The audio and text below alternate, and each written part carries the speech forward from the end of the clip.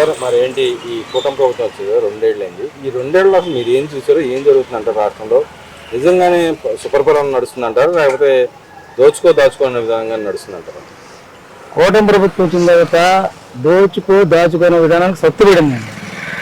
అభివృద్ధి, రోడ్లు, అభివృద్ధి, జాబులు, ప్రైవేట్ జాబులు, కుర్రోళ్ళకి ఉద్యోగాలు బాగా వస్తున్నాయి, రోడ్లు బాగా వేశారు, గవర్నమెంట్ అభివృద్ధి వైపు నడిపిస్తుంది. దాచుకునేది ఎక్కడ ఉందండి? ఇంకా అంటే 1000 కోట్ల అప్పులు తెస్తా ఉన్నారు. 1000 కోట్ల అప్పులు తెచ్చి అమరావతి అనే పేరుతో పెద్ద స్కామ్ చేస్తున్నారు. రాష్ట్రంలో, దేశంలో అతిపెద్ద స్కామ్ నడుస్తూ ఉంది. అందుకంటే వీళ్ళు చేస్తున్న ఏమీ లేదు. దాంట్లో చంద్రబాబు నాయుడు జేబులో చేసిన సంస్థలు జేబు సంస్థలకు ఇచ్చుకుంటా పోతా ఉన్నాడు అని చెప్పి మాట్లాడుతూ ఉన్నారు. అవన్నీ పిచ్చి మాటలండి. ఇప్పుడు చంద్రబాబు నాయుడు గారు జేబులో ఖర్చు ఇచ్చుకుంటారంటే మిగతా వాళ్ళందరూ ఏం చేస్తారండి? అవన్నీ పిచ్చి మాటలు. వీళ్ళు చెప్పేది ఏంటంటే వాళ్ళు దోచుకో అన్నారు, వీళ్ళు వర్క్ చేస్తున్నారు, అప్పులు చేశారంటున్నారు. దేనికోసం అప్పు చేశారండి? జగన్ గారు ఏమైనా బడ్జెట్ ఉంచి వెళ్ళారా? మన దగ్గర నిలవ పెట్టి వెళ్ళారా? ఆయన సంపాదించి నిలవ పెట్టి వెళ్ళారా? చంద్రబాబు నాయుడు గారు వచ్చి 2 సంవత్సరాలు అయింది కాబట్టి, ఇంకా గాడిని పడలేదు కాబట్టి అప్పులు చేస్తున్నారు. ప్రభుత్వం గాడిని పడింది అనుకోండి, అప్పులు ఉండవు కదా. అప్పుడు అంటే ఆయన గతంలో రివర్స్ సెంటర్ చేశారు కానీ చాలా అప్పులు లేకుండా చేసి చాలా మిగిల్చి వెళ్ళాడు అంటే. ఆయన మిగిల్చబట్టి వాళ్ళ 1000 కోట్ల అప్పులేని ఆయన మిగిల్చారు అంటున్నాడు. ఇక్కడ 1000 కోట్ల అప్పులు పెరిగినాయండి. అప్పుడు వర్క్కి 10,000 అనుకోండి, ఇవాళ వర్క్కి 50,000 అయింది. ఆయన ఉన్నప్పుడు 10,000 ఖర్చు అయితే ఇవాళ 50,000 ఖర్చు అయింది. అంత రివర్స్ స్టాండింగ్ చేయడం వల్ల ఈ డబల్ ఖర్చు లేని వీళ్ళకి ఆయన చేసిన తప్పులు ఒకటి బయటకు వస్తున్నాయి. ఇప్పుడు ఇంకేం చేస్తారు వీళ్ళు మాత్రం? రివర్స్ సెంటర్ అనేది అక్కడ పనికి రాకుండా పోయిందంటే లేదా పనికి వచ్చేది? అసలు ఎక్కడ పనికి వచ్చింది రివర్స్ సెంటర్? ఎందుకు పనికి వస్తుంది? అతను చేసిన తప్పు, అతను ఏదో నేనేదో చేసేస్తానని చెప్పి జనాలకు పెట్టుకోవడానికి డబ్బులు అలాగే కమిషన్లు చేయి మారితే మళ్ళీ మనం వాళ్ళని బెదిరించాను, డబ్బులు తీసుకొచ్చాను, దాంతోనే చేశారు. కానీ జగన్ గారు అసలు రివర్స్ సెంటరింగ్ ఎందుకండి? ఇంతవరకు ఏ ప్రభుత్వం అయినా ఇన్ని సంవత్సరాల మన దేశానికి స్వతంత్రం వచ్చిన తర్వాత ఏ రాష్ట్ర ప్రభుత్వం అయినా రివర్స్ సెంటరింగ్ అనేది వేసిందా అసలు ఇంతవరకు? అతను సీఎం గా మరి ఎలాగయ్యాడు కూడా నాకు అర్థం కావట్లేదు. రివర్స్ సెంటరింగ్ చేసి అదేనండి, ఈ గవర్నమెంట్ వచ్చింది ఎలా వచ్చిందో తెలియట్లేదు. దొంగతనంగా గెలిచారు, ఈవీఎం ట్యాంపర్ చేసి గెలిచారు అని చెప్పి వాళ్ళు మాట్లాడుతూ ఉన్నారు కదా. ఈవీఎం ట్యాంపరింగ్ ఇవన్నీ ఉట్టి మాట్లాడండి. ఈవీఎం ట్యాంపరింగ్ చేసే వాళ్ళని తీసుకురమ్మండి, నేను చెప్తా. ఈవీఎం ట్యాంపరింగ్ చేసే వాళ్ళని తీసుకురమ్మండి. ఆ ట్యాంపరింగ్ చేసేవాళ్ళు ఎవరు మరి? వాళ్ళు చేసేదేమోనండి ఈవీఎం ట్యాంపరింగ్ 151 వచ్చినప్పుడు. వీళ్ళైతే చేయలేదండి పక్కాగా. అంటే దాన్ని చెప్తున్నారు కదా, ఒక సహేతుకమైన మాట అన్నట్టుగానే ఎలక్షన్ టైం అయిపోయిన తర్వాత కూడా ఎంతమంది లైన్లో ఉన్నారు, ఇన్ని ఓట్లు ఎలా వచ్చినాయి మాట్లాడుతూ ఉన్నారు.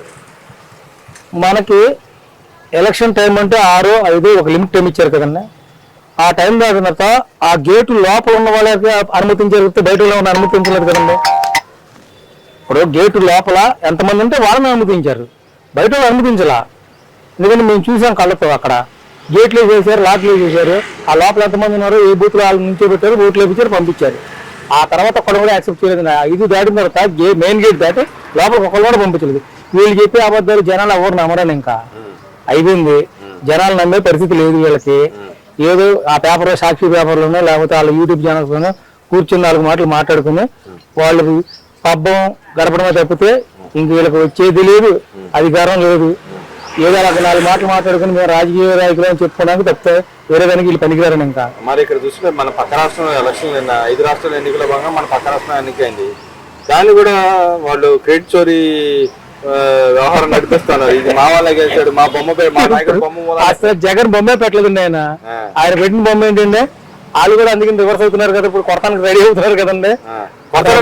అతను గ్యారంటీ కొడతారండి. వీళ్ళు మద్రాసు జిల్లా మాట అనమానండి. ఇప్పుడు ఏదైతే గెలిచారో అక్కడికి వెళ్ళి వీళ్ళు నా మాట అనమానండి. వాళ్ళు పెట్టింది ఒక కామెడీ యాక్టర్ బొమ్మ ఫోటో పెట్టారండి.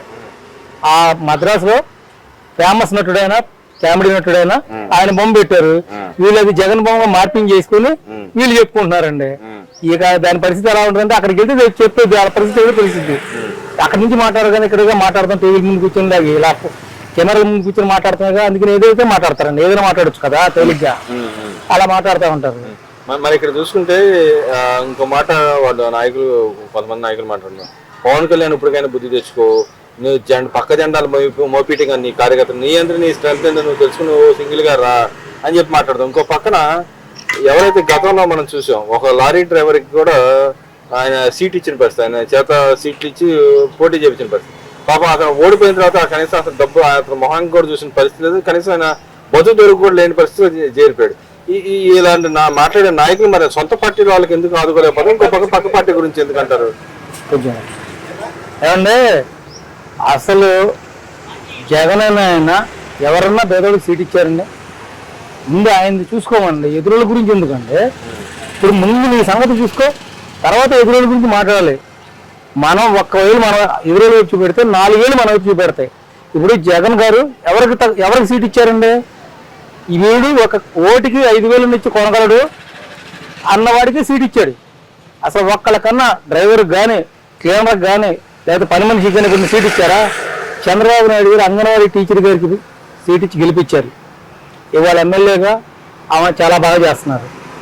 అట్లాగా జగన్ గారు ఎవరైనా అంగన్వాడీ టీచర్ కానీ లేకపోతే ఎవరైనా టీచర్ కానీ కనీసం మున్సిపల్ టీచర్ కానీ ఇచ్చారండి?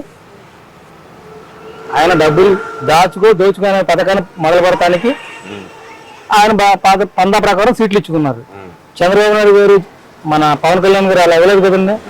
పేదోళ్ళకి ఇచ్చారు, ఉన్నోళ్ళకి ఇచ్చారు, అందరినీ సంపాదనకి చూసుకున్నారండి. వాళ్ళు అలా చూడలేదు కదండి. అంటే తమిళనాడు రాజకీయాలకి అసలు ఆంధ్రప్రదేశ్ రాజకీయాలు అసలు కొంతనే ఉందంటే తమిళనాడు రాజకీయాల గురించి వీళ్ళు మాట్లాడుతానే అసలు ఎలా చూడొచ్చు అంటారు? అంటే వాళ్ళ వల్ల గొప్ప జరిగింది, మేలు జరిగింది దేశానికి, రాష్ట్రానికి, పక్క రాష్ట్రానికి మేమే మేలు చేసే విధంగా వాళ్ళు మాట్లాడుతూ ఉన్నారు. వాళ్ళు ఏదో పేటీఎం బ్యాచ్ అంతా చెప్పుకుంటూ ఉంటారండి. ఇవన్నీ సాక్షిత్వ నాయకులు కూడా మాట్లాడుతూ ఉన్నారు. నాయకులు అంటే పెద్ద నాయకులు ఎవరు మాట్లాడలేదండి. వచ్చి 2nd గ్రేడ్ 3rd గ్రేడ్ వాళ్ళు వచ్చి మాట్లాడుతున్నారు తప్పితే ఇప్పుడు అమ్మటి రామారావు ఉంటాడండి, ఆయన నోరు దోల, ఆయన ఏది పెడితే అది మాట్లాడతాడు, తర్వాత 4 కరుచుకుంటాడు. అట్లాగే రోజే ఉన్నారు. ఆమె కూడా ట్రోల్ చేస్తున్నారు కదండి. స్టాలిన్ గారికి సపోర్ట్ వెళ్ళింది, వాళ్ళ ఐరన్ లెక్క పడిపోయిందని చెప్పి. నిజంగానే ఐరన్ లెక్క మరి 4 పరిహారాలు చూస్తున్నామండి. ఆ వెళ్ళి క్యాన్వాస్ చేసిన చోటల్లో ఓడిపోతున్నారండి. మరి అంటే ఐరన్ లెక్క కింద కదండి లెక్క, వేరే ఇది కాదుగా. ఆమె 4 పరిహారాలు చూసాం. ఒకటి మొన్న హైదరాబాద్ తెలంగాణలో సపోర్ట్ చేసింది, అక్కడ అయిపోయింది. నిన్న మద్రాసులో సపోర్ట్ చేసింది స్టాలిన్ గారికి, ఆయన ఓడిపోయాడు అసలు ఏకంగా. ఒక సీఎంగా ఉండి ఆయనే ఓడిపోయారు. ఇక ఐరన్ లెక్క కాబట్టి మరి ఏమంటారండి రోజే గారిని? మరి ఈ రోజు రాష్ట్రానికి పెట్టుబడులు చూస్తుంటే అసలు ఎందుకు వస్తున్నాయి పెట్టుబడులు? నేను పెట్టుబడులు రావడానికి గల కారణం ఏంటంటారు? నిజంగానే ఏదైతే చంద్రబాబు నాయుడు గారు సాక్షిత్వ సభలో కూడా మాట్లాడదని, నేను భరోసా ఇస్తున్నాను, నా భరోసా నమ్మి రండి అని చెప్పి ఆయన పిలుపు కూడా ఇవ్వడం జరిగింది. నిజంగానే ఆ ధైర్యం వాళ్ళలో ఇన్వెస్టర్లో వచ్చిందంటారా? దానికి అసలు గవర్నమెంట్ అంత ఇనిషియేటివ్ ఏం తీసుకుందంటారు? అసలు ఆ ధైర్యం అనేది కంపెనీలో ఓనర్స్ చాలా వరకు 100% వచ్చిందండి. అది చంద్రబాబు నాయుడు గారు, పవన్ కళ్యాణ్ గారు, నారా లోకేష్ గారు ముగ్గురు కలిసి కంపెనీలతో మాట్లాడి మేము గ్యారంటీగా మేము మిమ్మల్ని బాగా చూసుకుంటాం, ఈ కంపెనీకి మద్దతు ఇస్తాం అని చెప్పి మాట్లాడుకొని ఒక్కొక్క కంపెనీని తీసుకొస్తున్నారు.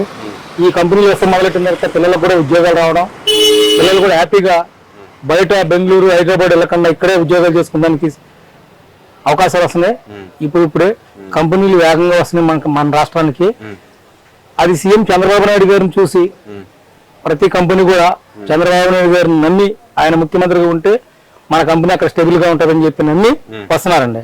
అంటే ఇక్కడ అపోజిషన్ పార్టీ వాళ్ళు విమర్శిస్తున్నారు, వాళ్ళకి సంబంధించిన ఆయన ఎవరైతే ఉన్నారో వాళ్ళకి దళాతం చేయడానికి ఇలాంటివి చేస్తా ఉన్నారు తప్పితే అక్కడ ఏ ఉద్యోగం కూడా కల్పించడానికి అంటారు, భూములు దోచుకోవడానికి వాళ్ళ సంస్థలకు ఇచ్చుకుంటా పోతా ఉన్నారని చెప్పి అంటారు.